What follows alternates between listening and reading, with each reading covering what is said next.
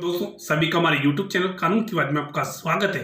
दोस्तों बात बताते हैं इस वीडियो में गोद किस प्रकार से बच्चा लिया जाता है, इसकी क्या है कानूनी प्रक्रिया, किस हिसाब से कानून के हिसाब से आप किस प्रकार से बच्चे को गोद ले सकते हैं।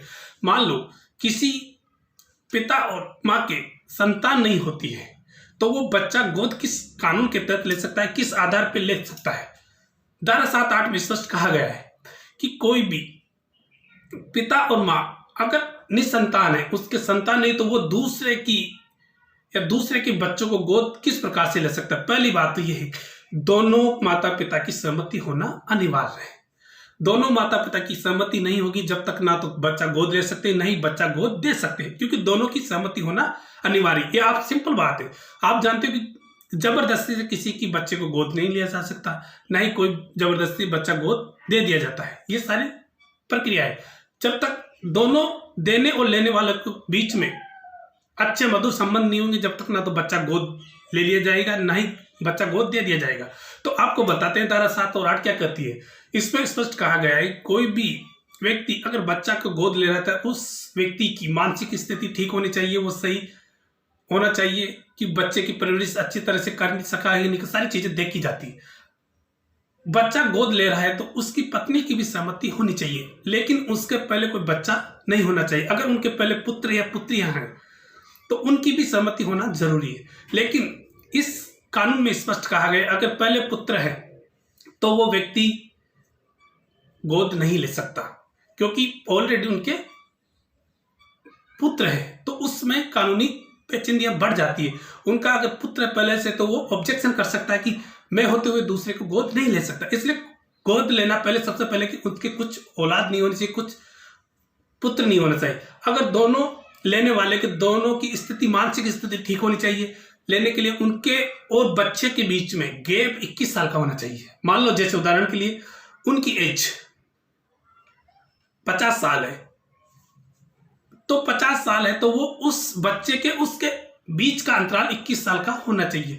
जब तक आप 21 साल का अंतराल नहीं हो सकता जब तक आप बच्चे को गोद नहीं ले सकते। इसलिए उन दोनों के अंतराल 21 साल होना चाहिए, जब भी वो व्यक्ति गोद ले सकता है। गोद लेने के लिए संपूर्ण प्रक्रिया का अपनानी पड़ेगी। उसमें 2 एविडेंस में होनी पड़ेगी। मैं इस तारीख के इस व्यक्ति को मैंने गोद लिया है, लेकिन गोद उसी कंडीशन में लिया जा सकता है कि वो पहले विवाहित नहीं होना चाहिए।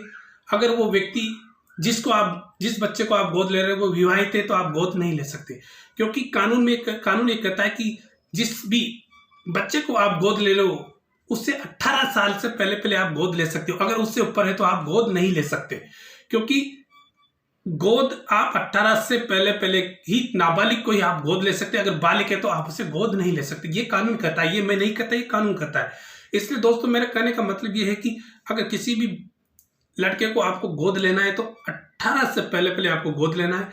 गोद देने वाले माता पिता और लेने वाले दोनों में आपसी समझौता होना चाहिए, आपसी प्रेम होना है, जब भी गोद ले सकते हो और दे सकते हो।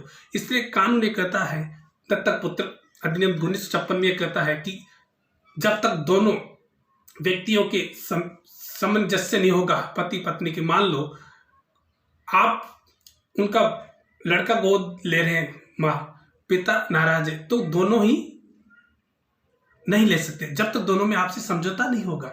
इस प्रकार मान लो माँ ने बच्चे को किसी को गोद लेना चाह रहे, उनका पति जीवित नहीं है तो वो उस कंडीशन में गोद ले सकती है। ये सारी चीजें इस कानून में है। इसलिए दोस्तों मेरा कहने का मतलब ये है कि आप जब तक गोद नहीं ले सकते जब तक आप पति पत्नी आप दोनों व्यक्तियों में सामंजस्य नहीं है, दोनों व्यक्तियों में अनबन है तो आप गोद भी नहीं ले सकते। लेकिन आपके ऑलरेडी अगर पुत्र है तो आप गोद नहीं ले सकते। लेकिन आपके मान लो कोई बच्चा नहीं है तो आप गोद लेने का सीधा सिंपल तरीका है कि आप गोद ले सकते हैं, कानूनी तरीके से गोद ले सकते हैं।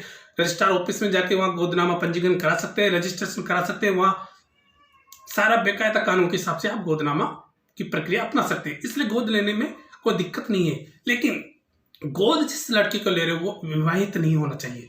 अगर वो विवाहित है तो आप गोद नहीं ले सकते। इसलिए मेरा कहने का मतलब ये सिंपल तरीका है कि आप गोद लेने के लिए आप के कोई औलाद नहीं होनी चाहिए, पुत्र नहीं होना चाहिए, आप अपनी पत्नी की सहमति होनी चाहिए जब भी आप गोद ले सकते हैं। अगर ये सहमति होगी जब भी आप गोद ले सकते हैं। आप अनाथ आश्रम से भी गोद ले सकते हैं, वहाँ संस्था के द्वारा आप किसी भी बच्चे को गोद ले सकते हैं। सारी कानूनी प्रक्रिया अपनानी पड़ेगी। आप बेकायदा कानून जो रजिस्ट्रार ऑफिस है वहाँ जाकर गोदनामा रजिस्टर कराना पड़ेगा। सारी जो भी शुल्क वो जमा करानी पड़ेगी, उसी पे आधार पे आप गोद ले सकते हो और 2 एविडेंस भी ले जानी पड़ेगी। इसलिए मेरा इस वीडियो को बनाने का मकसद है कि धारा 10 में भी स्पष्ट कहा गया है कि अगर विवाहित है बच्चा तो आप उसे गोद नहीं ले सकते। ये सारी चीज़ें क्लियर है। इसलिए मेरे कहने का मतलब ये है कि दोनों लेने वाले के और बच्चे के बीच का गैप 21 साल का होना चाहिए। जब तक 21 साल का गैप नहीं हो सकता, अंतराल नहीं हो सकता, तो आप उस बच्चे को गोद नहीं ले सकते। इसलिए मैं आशा करता हूँ कि आपको ये वीडियो अच्छा लगा होगा। अगर इस वीडियो को अच्छा लगे तो आप इससे अपने दोस्तों के साथ शेयर करें। ऐसे नहीं